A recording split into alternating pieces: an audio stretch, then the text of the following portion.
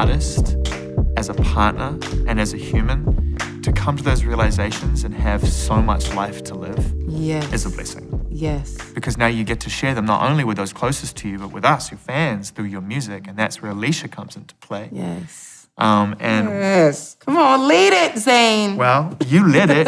Truth without love is what? Truth without love is just a lie. It's just a lie. That line was like, and you save it to the end. And it's so brutal the way you just save it to the end. Like, oh, it's powerful, that one. It's a beautiful way to start the record. You produced the whole album yourself, but you collaborated with others very much in your wheelhouse to do so. Yes. I don't know half the people, so there's a bit of a guessing game going on as to who worked on what part of the record. Right. But that feels like your husband might have had something to do with that one. Truth without love? Yeah. You know, that's 15. enough? That's 1,500 or nothing. Right, okay. And myself and Dream. And actually, the thing about Swizzy that's so amazing about him is that he just creeps up in spots and just, he's there at the moment that he's supposed to be there. And in that particular song, you know, we were talking through this energy of how much people want from you and try to sway the story, you know, to be in their best interests and all of these things. And he was much a part of that conversation. And so we were like having this conversation, and he goes away and we're writing, and Dream is killing it because Dream is such a special dude. Unbelievable. Like, Jesus. Yeah. Like, seriously. And we had never worked together before. And he was like, man, Alicia, this is like on my book. Like, this is my bucket list right here. I can't believe we never worked together. And so we were in there just creating this magic, and we were stuck on the hook. And Swizzy comes back in, and he's like, and he does this voice, like him. You don't think he's gonna start singing, but this is what he does. And this is what makes his music so crazy, because he literally creates every part of it. Yeah. So he jumps out something, hit him in the spirit, and was like, you know, we grabbed onto it, and it set us off in a whole nother place. So even though he wasn't technically like the producer and this and that, he has this way of like being a part of things. I'll take it, because I just felt some of his DNA in there. I could just feel it. And also, you're different. You are different when he's in the room. I am. That's true. That's true. It's like you have there's this part of you which is just like gets unlocked, which is very raw. And you've always been raw in your performance, but it's different. It's a different thing. I mean, he's taught me so much about magic. Like, he knows how to access the magic in a way that's so free. Like, I know how to access the magic, don't get it twisted. But my access of the magic is from a more cerebral place. He teaches me about like this openness to try whatever, whereas I'm quite mental. I'm like, I want to make sure this sounds great. Let me make sure this is the right hook. Let me make sure my vocals are strong. He's just like, who cares, who cares, who cares? This is what I feel, this is what I think. I don't care, no apology, bang. You know, so that's what I think. That's why I think you feel like that rawness. And there is that difference. It's almost like I feel safer somehow to just fail, to like be off, to be wrong. Well, the words set things up so beautifully in that song, and it really sets the tone for the whole record. It is equal parts hopeful and understanding and wanting to show empathy, but from a place of like, I'm not going to be taken for granted anymore. Right. So all of the things you know about me are here, but they are going to feel different now than they felt before. Because they're coming from a harder place. And they're coming from a place of like, look, don't take empathy for weakness. Right. Don't take hopefulness for weakness. Don't take any of it for weakness, is what the whole album is saying. My gosh, I love that so much, because that is so accurate. And that is a place I've really had to come to be clear about my strength, to be clear about my worth, to be clear about what I bring, to be clear that you really don't have anything that you can say to me except, you know, who you are, and respect who I am, I respect who you are, and like give that space, you know? So being able to be strong enough and clear enough about yourself to be on your bush is like a really important thing. It's a good thing. And I'm liking it. So it's right in my zone right now. So that really does reflect that. I think whenever you take a step forward, ultimately, by the very nature of human existence, will reflect the next step you take. And if you think back to 2016 and Here, when I listened to Here, Here was such an incredibly beautiful and poignant example of the Black experience. Faith, church, family, resistance, all wrapped, and love, all wrapped up into this very, very tight experience of you and a couple of people. And it was really a community experience listening to that record, from the interludes right through the whole thing. Wow. And I sort of feel like perhaps getting through that was an important step towards you feeling like you could focus more entirely on yourself because you'd given something meaningful back. Here is maybe my favorite album. It's so special to me. It carries with it such a magic, such a portal. It was the first time that I did something without compromise. None. I didn't give a shit. Don't come in here talking to me about what's the radio single. I don't want to hear it.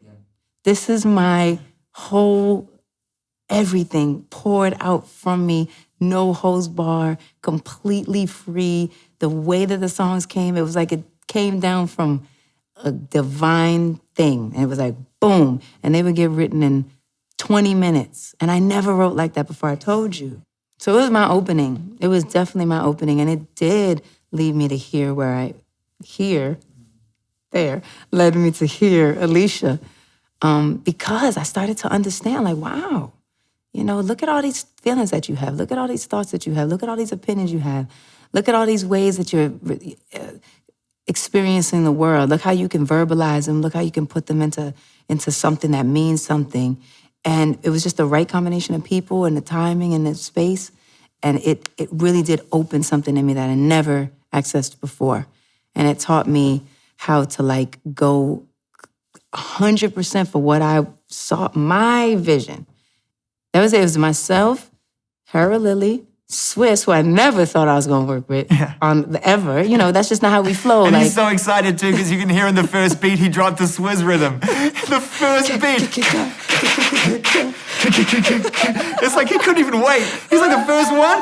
Let me just hit you with the realness. It was so good. So hard. And Mark Batson, who is a genius musician and writer. And so that core like that was just so cool to be able to lock in and connect with people on such a deep level.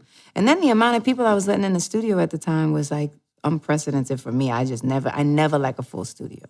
So anyway, it was definitely a special experience, but I know that it opened a portal to Alicia so that there could be this vast array of me that I wasn't afraid to and access. Others, and opening yourself up to working with others and being vulnerable enough to show your process, to collaborate with a lot more people and a lot more producers and art and ideas with people that when you're as accomplished a musician as you are, you could sit in a room and press record with one microphone over the piano and get it done in a day. And you've done that.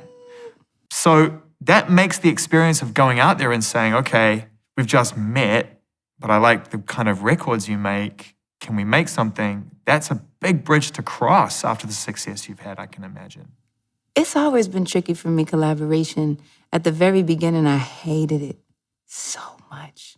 I was so uncomfortable. I just didn't know how to even sit in a room with another being. Yeah. I felt completely exposed. It was just too much. But over time, I've definitely learned to enjoy that process. And I do enjoy it because there's something so crazy about what I bring and then what you bring. It's going to be completely different. And there's something about the merging of energy that's fascinating to me. And I now I feel like that's another alchemy that's created that I love the process of.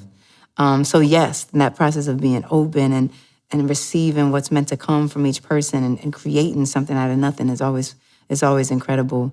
And actually recently, at the end of this project, at the end of the Alicia project, I went back in just to check. I was like, do I have everything? Do I have everything I need on this? Because man, it's been a journey. It's been a journey, and the world has changed so much. Oof. And I really went in by myself. And it was really cool to be back by myself. And I just stayed in there in that space. And I was like, I didn't have anybody else's thought or anybody else's thing. And it brought me back to the remembrance of how important hearing myself is. And so I was able to like finalize and finish up this Alicia record, which is only appropriate because it's Alicia. It's you. You know? At your most upfront. There are themes on that being one of them. Another one being time. Time keeps showing up. What we do with our time, not looking back and trying to revise history, to accept the mistakes we've made in order to pave the way for a brighter future. And, you know, I wonder what your relationship is like with time as you're starting to mature as a human being. Yeah. And watch your children grow and all those things that kind of put time into a different perspective than when you're a kid, you know? It's so fast. It's so fast. Is it just me or is time 1,000% speeding up? I'm pretty sure it does. That scientifically is speeding because this is crazy. I mean, it's wild. And somehow I feel so much who I've always been. That's the coolest part. I don't feel like the time has changed me, which I'm very grateful for because I think time could really change you and time could really affect you in a way that maybe you don't recognize yourself. But me, I really recognize my spirit, even from that same girl from Hell's Kitchen trying to find everything to the woman I am now. I still feel that same spirit. And I'm just happy that I can recognize, of course, I'm more mature, I have more experiences, I'm more confident, all the things have evolved. But I can see in that spirit, that pure space, that I'm the same girl. And I like that.